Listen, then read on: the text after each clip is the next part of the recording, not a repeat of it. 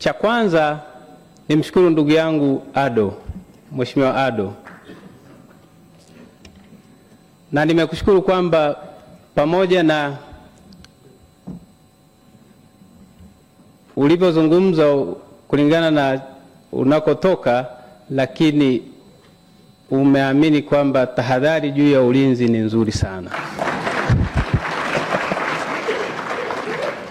Hii ndio nchi ambayo tunapenda tuijenge, nchi ambayo tuna dini tofauti, nchi ambayo tuna vyama tofauti, lakini inapofika swala la ulinzi na usalama tunakuwa kitu kimoja. Kwa hiyo nakushukuru ndugu yangu Ado. Sasa nijielekeze kutoa ufafanuzi juu ya maveterani, wale wazee wetu waliopigana, wengine wamelala mauti, lakini wengine wako hai, wa vita ya Kagera. Cha kwanza, Mheshimiwa Spika, ni vyema bunge lako tukufu lijue kwamba Amiri Jeshi Mkuu kwa maana ya Mheshimiwa Rais amewapa hawa maveterani wa Kagera heshima kubwa, kwa sababu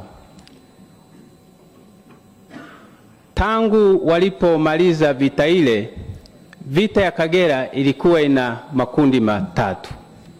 Kundi la kwanza lilikuwa ni wanajeshi waliokuwa jeshini, lakini kundi la pili ni watu kwa maana ya wenzetu ambao walijitoa, wakasema kwa sababu tumevamiwa sasa tujitoe, wakajimobilize wenyewe, hawana mafunzo, ili waende kwa ajili ya kuikomboa nchi na kupambana na nduli Idi Amin. Lakini kundi la tatu lilikuwa ni jeshi la akiba. Sasa Mheshimiwa Spika, katika hili, baada ya vita ya Kagera,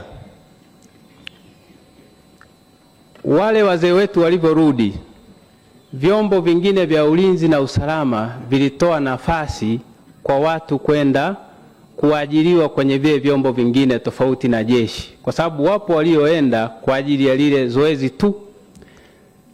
Sasa wapo waliokosa sifa za kuajiriwa na vyombo vingine vya ulinzi na usalama kwa wakati ule, kwa sababu walikuwa wamepata majeraha, hawana sifa.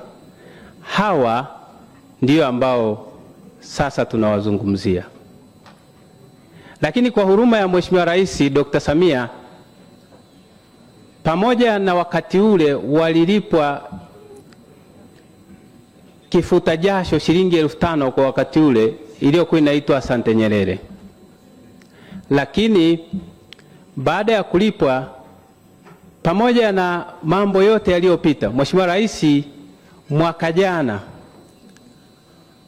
akatoa maelekezo kwetu sisi Wizara ya Ulinzi kwamba wale wazee wetu ambao walipambania nchi, sasa ni vizuri wizara ikaangalia namna ili pensheni. Sasa mwezi Juni kuna taratibu kidogo zinatokea kwamba ili ilikuwa ni mwezi Juni, kwa hiyo lazima zile taratibu za kiserikali kutangaza liwe gazetted, ili sasa na sisi kwenye Wizara ya Ulinzi tuweze kukaa kwenye halmashauri ya majeshi tubadilishe baadhi ambavyo vitatu, sasa wale wazee wetu waweze kuingizwa kwenye daftari la kulipwa pensheni. Kazi hiyo Mheshimiwa Spika, mpaka sasa ninavyozungumza tumeishaifanya na imeshakamilika.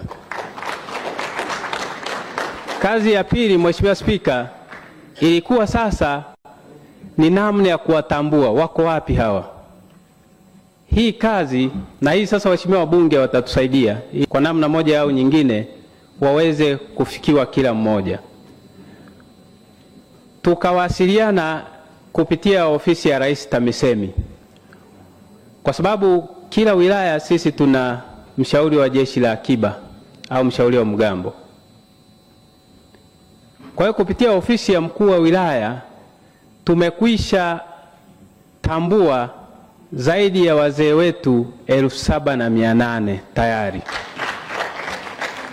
ambao sasa katika hawa tayari Mheshimiwa Spika tumeisha fanya ile quantification kwamba wanapaswa kulipwa ni hawa, na tumeshapeleka majina haya hazina, Wizara ya Fedha, ili na wenyewe wafanye uhakiki na hawa wazee tayari waanze kulipwa.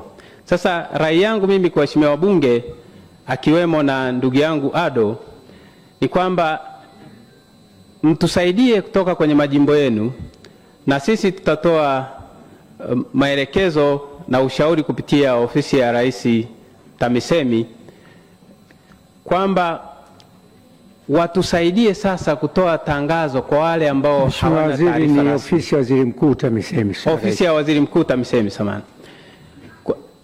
Watusaidie sasa kutoa tangazo kwa wale ambao hawajafikiwa ili waweze kufikiwa.